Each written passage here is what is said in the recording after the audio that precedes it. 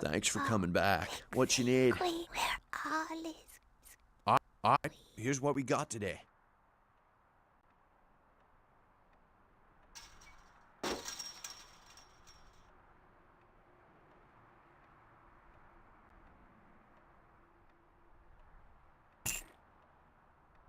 Thanks for coming back. What you need? Alright, here's what we got today.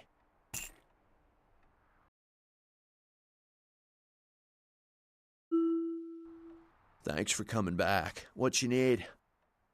Alright, here's what we got today.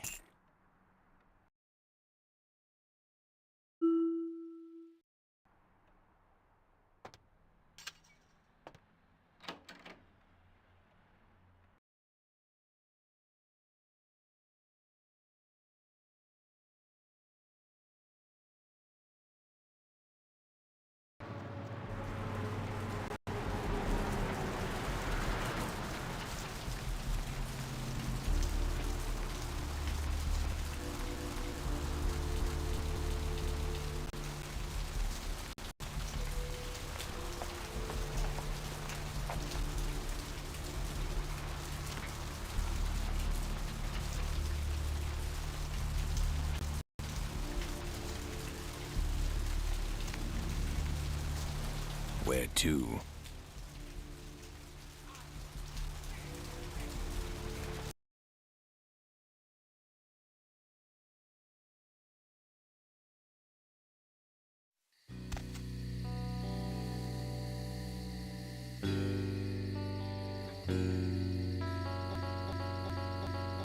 You!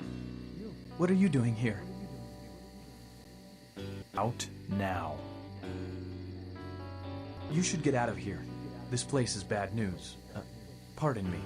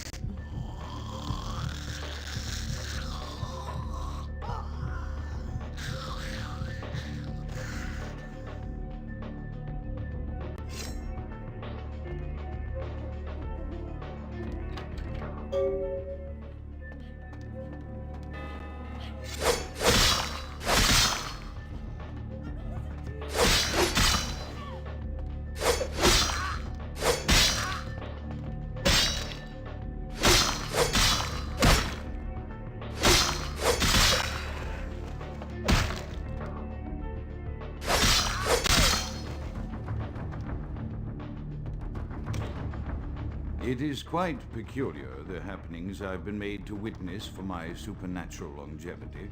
I am thinking of one unfortunate phenomenon in particular, of unique interest to my station, both as a professional and as a sufferer of this vampiric condition. It seems the stream of time has begun to erode the moorings of my chosen course of study, for the methodologies that gave birth to psychology are slowly disappearing. I find myself in an era that overlooks the physical component of psychological pathology time and again in favor of the sophistic practices of Freud. Phrenology, dactopintilism, and the rest of the old guard has fallen by the wayside, its champions all silenced in death, with my unique exception. Would that I could make my voice heard again, although it may be suspicious should I return to popular medical discourse 50 years after my apparent death. No, better that I continue my studies into the psychoses in secret. One day, may I hold up my own cure as validation of the methods.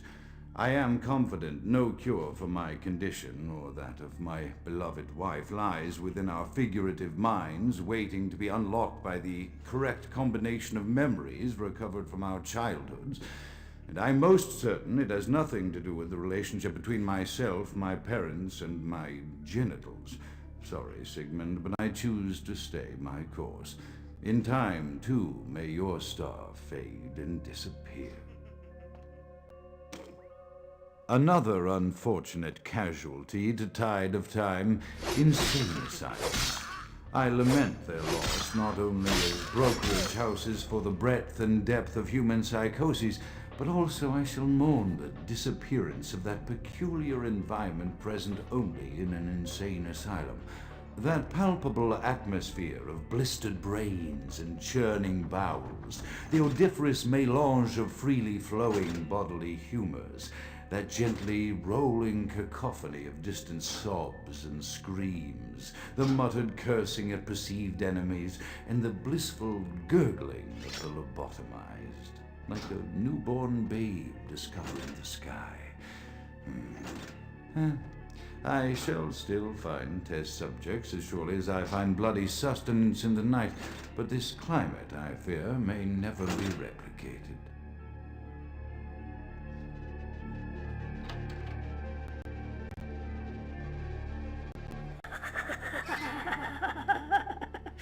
They're coming.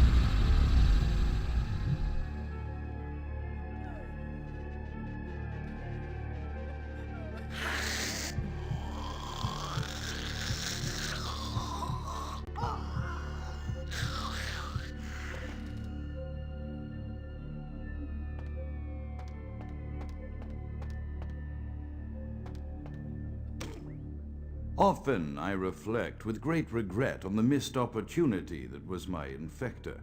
Had I been conscious after the attack, I could have stopped the orderlies from locking her in the roaming pen. What I would give for just one interview, a few simple questions of the plague-ridden woman who met her end that dawn.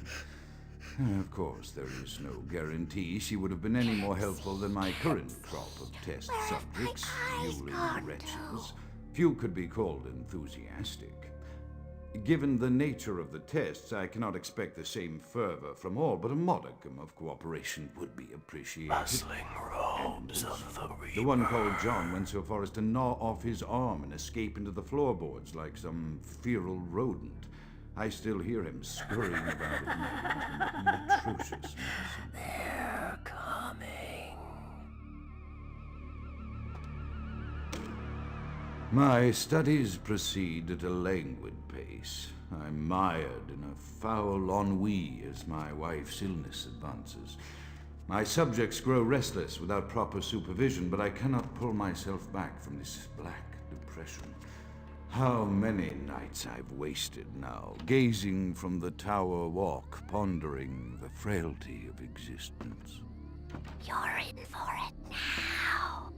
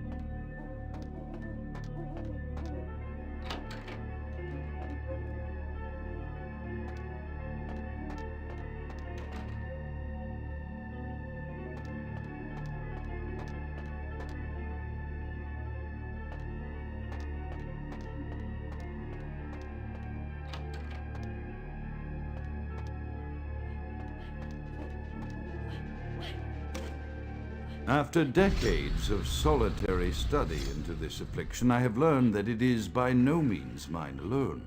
Indeed, the city is home to an entire society of similarly afflicted individuals with whom I've only recently made contact. They are an understandably standoffish sort, by and large, but I have been able to confirm with them that the condition is indeed vampirism, which apparently comes in a multitude of strains, each with a spectacular set of symptoms such as invisibility and even a sort of lycanthropy. Through numerous official interactions with the governing body of this secret society, I have concluded that their fundamental understanding of the vampiric condition is woefully lacking and mired in suspicion and pseudo-religious dogma that would make a Turk balk for its strictures. Indeed, they seemed impressed with my studies and the eloquence with which I was able to present them. Apparently, the typical sufferer of my particular strain of vampirism is far from the vanguard of the King's English. So impressed were they that they even offered me an office in their government, a rather high office by the sound of things. I believe I shall accept. If nothing else, it should provide a lofty vantage point from which to observe the breadth and epidemiology of the affliction so that I may move more expeditiously toward a cure.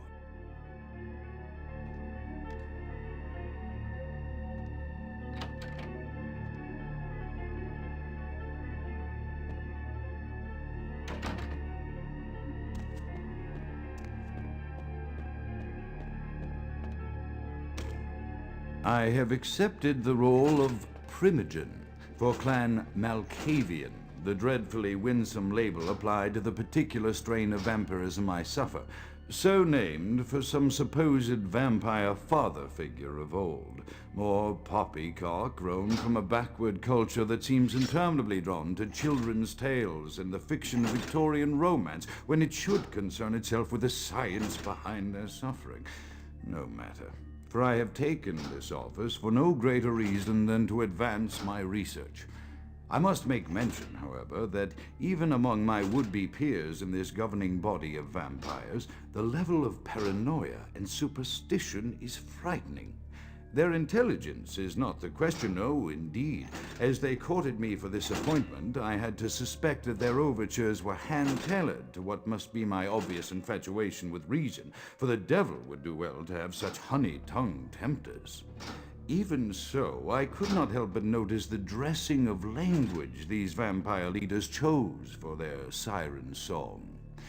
Whether it is born of habit, from addressing their unwashed, ill-educated subjects, or from their own deep-seated beliefs, their linguistic flourishes belie a faith in superstition over the providence of empirical reason that must be an all-pervasive theme in this society of darkest night.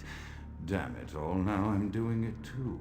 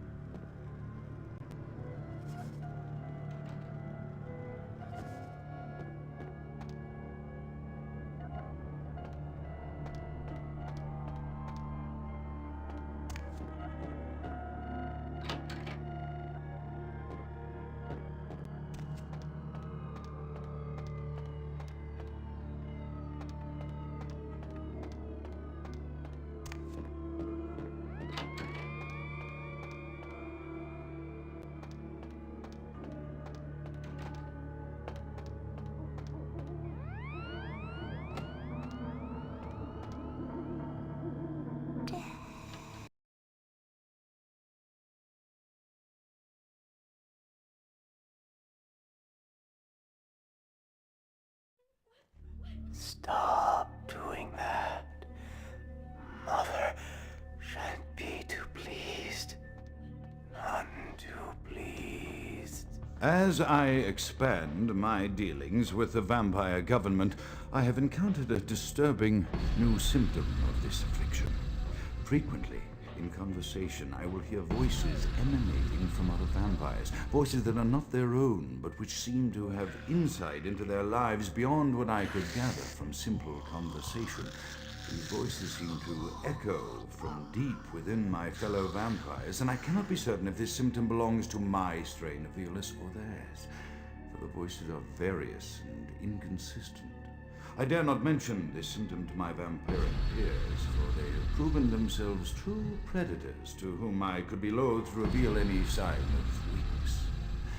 Indeed, these voices have counseled me against confessing their presence, and until I can confirm their source, I will listen. The information the voices have given me ranges from curious to frightening. The latter case is especially true of one powerful vampire whose name I shall not commit to recording in the interests of self-preservation.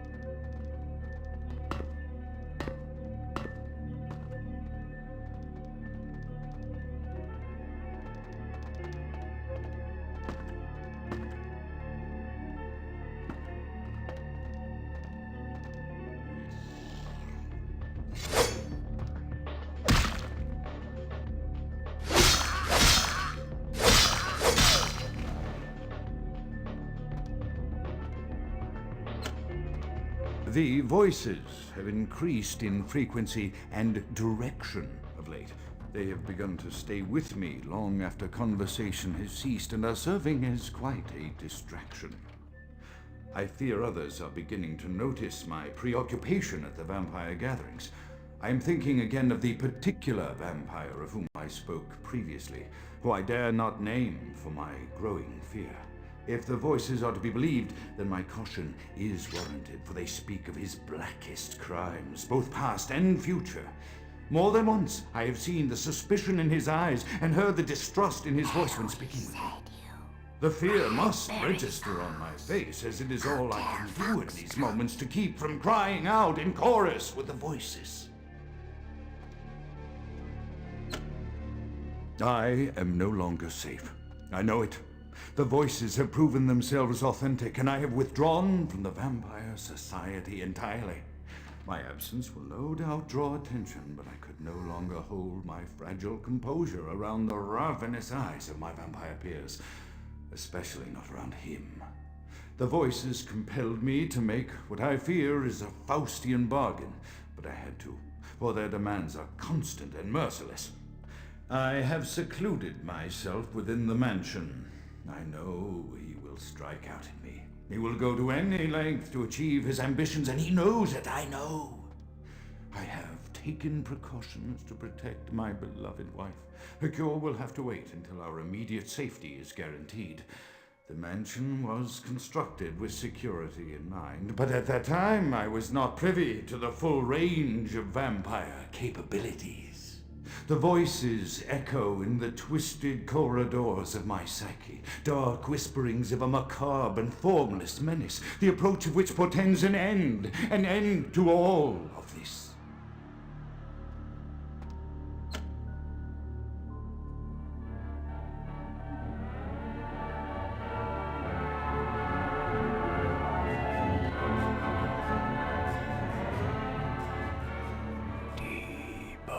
Atlantic, dark, dreaming, sleeping.